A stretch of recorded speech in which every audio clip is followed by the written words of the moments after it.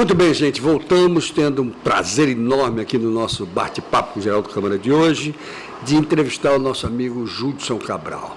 Nesse momento nós estamos falando com o ex-deputado, nós estamos falando com o político atuante que não para de ser, e nós estamos falando com o presidente da Serveal. Serveal quer dizer? Serviços de Engenharia do Estado de Alagoas. Do Estado de Alagoas, da qual o Judson Cabral é o diretor-presidente. É uma autarquia, não é isso? Não é uma autarquia, é uma empresa, de economia mista. Perfeito, perfeito. E nessa empresa, essa empresa de economia mista, ela tem que tipo de objetivo? Olha, a Serveal, criada por lei em 1969, na época em que existia a Secretaria de Obras e Viação, né? E a Serveal foi criada para exatamente desenvolver os serviços de engenharia de Alagoas no que pertine a projetos, orçamentos, à época também executar algumas obras e fiscalizar as obras que o Estado contratava. Hoje a Serveal não mais executa, ela faz projetos, orçamentos, especificações, faz laudos de avaliação, levantamentos técnicos em toda a área de engenharia e fiscaliza as obras licitadas pelo governo. Muito bem. Normalmente essas obras elas são feitas, por exemplo, no que diz respeito à viação, são feitas pelo DR. Veja bem, o Estado tem 3 áreas que têm uma certa autonomia, até pela própria dimensão. Ok. Você tem o Departamento de Estrada e Rodagens, que cuida dessa parte de infraestrutura viária do Estado. Perfeito. Então, o departamento tem seu próprio setor de engenharia, seus projetos são projetos maiores. Você tem a Secretaria de Educação, que tem um departamento, em função das especificidades das unidades educacionais, elas também tratam. Eu faço algumas coisas, eu complemento. E tem a área da saúde, que também tem um departamento de engenharia. Tirando essas 3 áreas, o restante é com a Serveal. Certo. São muitas demandas. O que você consideraria hoje como os principais projetos, a menina dos olhos, hoje, sua como presidente da Serveal? Olha, nós encontramos um projeto paralisado, que é um projeto importantíssimo para o Estado, que é o IML. Isso é emblemático, porque ninguém resolveu. O governo passado deixou um imbróglio muito grande, mas nós já conseguimos desenrolar, a obra já reiniciou, e nessa área do IML também está previsto se fazer o Instituto de Perícias, né? Claro. E algumas unidades, como pode ser o Instituto de Identificação, da área de segurança pública. Certo. Então, o governador, como está priorizando muito essa área, então é uma área que o governo já sinalizou, nós já estamos tocando o IML e estamos desenvolvendo alguns outros projetos ligados a esse... Deixa eu matar até uma curiosidade. Por acaso, nesses projetos, está se pensando em postos de controle das nossas divisas? É outra questão que está se levantando. Do tráfico, né? Aí, veja bem, na realidade, a questão fiscal, ela hoje tem uma importância muito grande, né? Então, o governo está desenvolvendo agora uma visão de uma segurança integrada, né? De uma defesa social integrada. Que começou a dar certo. Então, ele fez um convênio com o Detran, está fazendo unidades integradas de policiamento, né?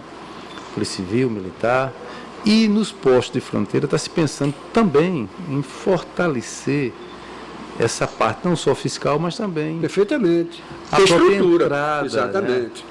Considerando que hoje a segurança, o que mais afeta a segurança é o processo da droga, né? Sem dúvida alguma. Mas isso está sendo tratado, eu acho que é muito importante, e o governo também tem assim se preocupado muito com a questão da educação, que está entregue ao vice-governador, que também é o secretário da Educação, que é um homem experiente, né?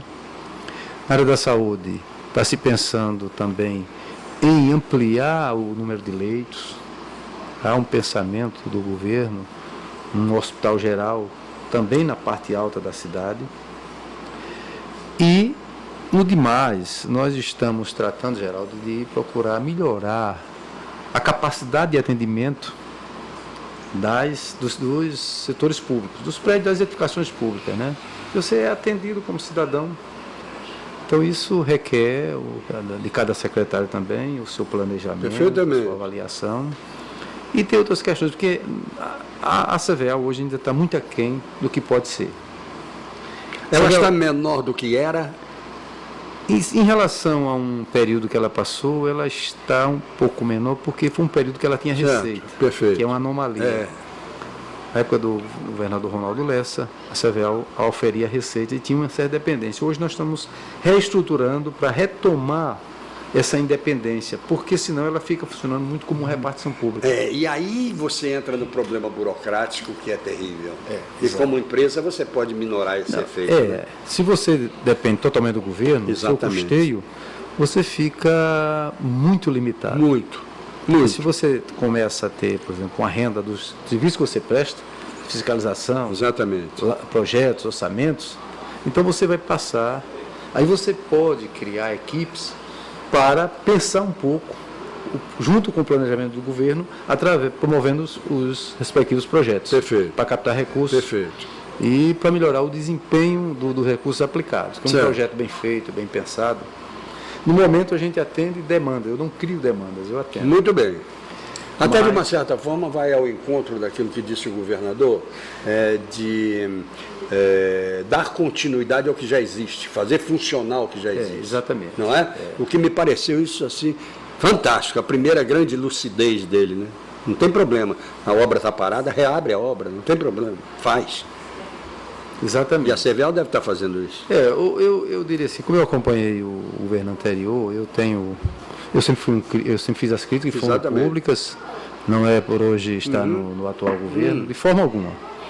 É que o governo teve oportunidades e o governo se descuidou e não investiu e obteve recursos, empréstimo, e deixou a área de segurança, as delegacias, boa parte delas tem a menor condição. Lamentável.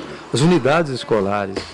Então isso foi lamentável. O governo está recuperando, o atual governo está, mesmo com dificuldades, porque o momento, você sabe que... Lógico, terrível. O governo tem feito exatamente isso. Cuidado de recuperar essa parte da defesa social, a parte da saúde. Tem dado uma atenção, e o governador Renan Filho tem sido, eu diria assim, tem feito isso com muita altivez, né?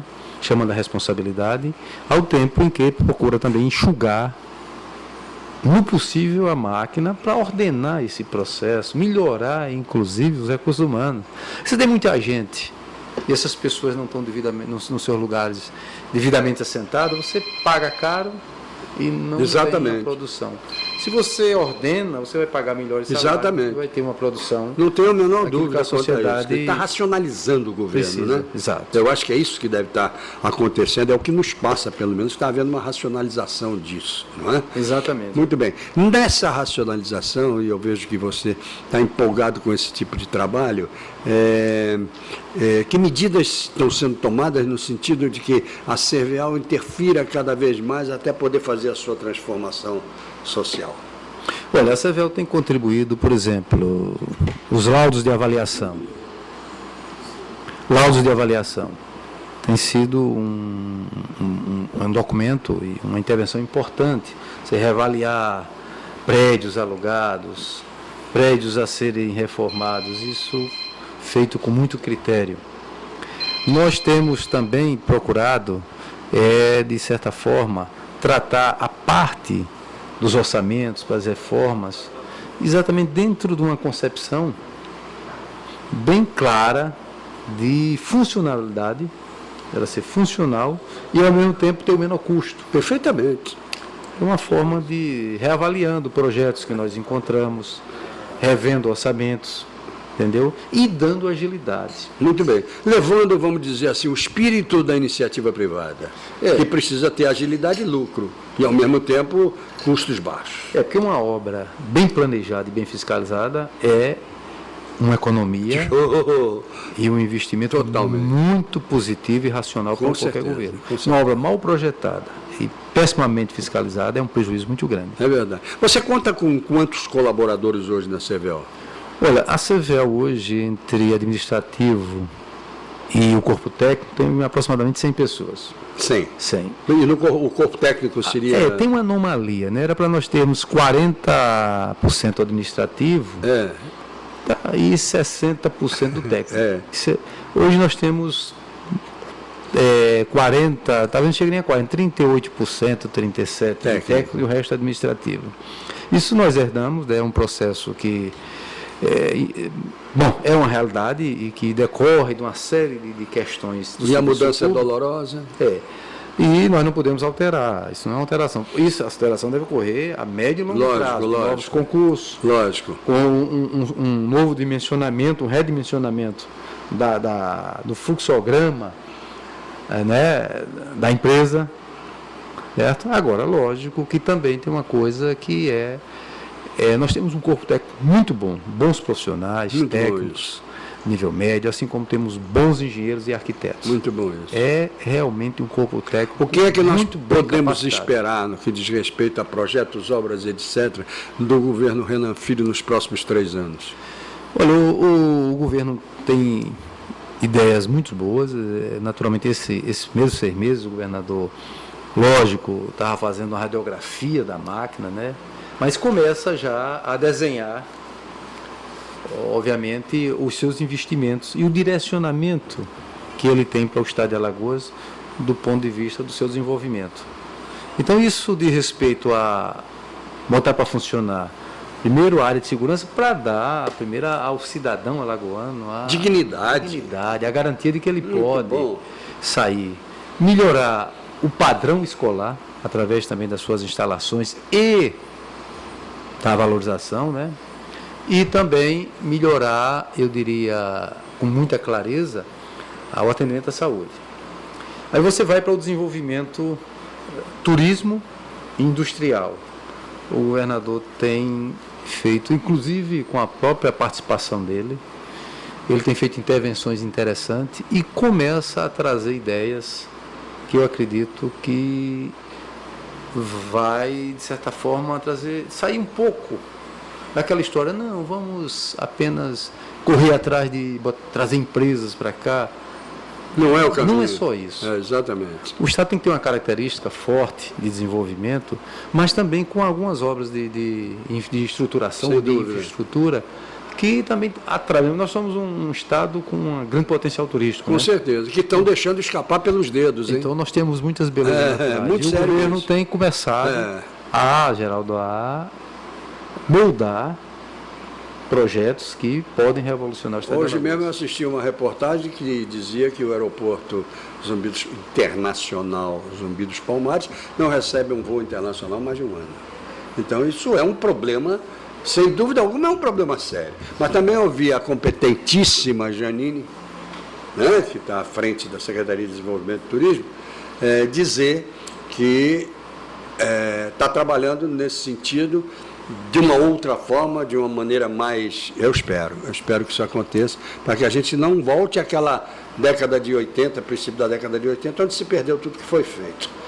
Judson, um bate-papo com você é muito curto, a gente tem que estar sempre fazendo.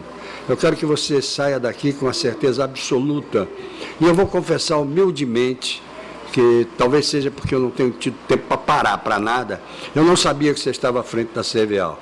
Tanto que o meu convite foi ao Judson, ao cidadão Judson, ao homem que merece todo o respeito da nossa sociedade. Então, use e abuse como cidadão, como presidente da CVAL, lá do que seja dos nossos programas.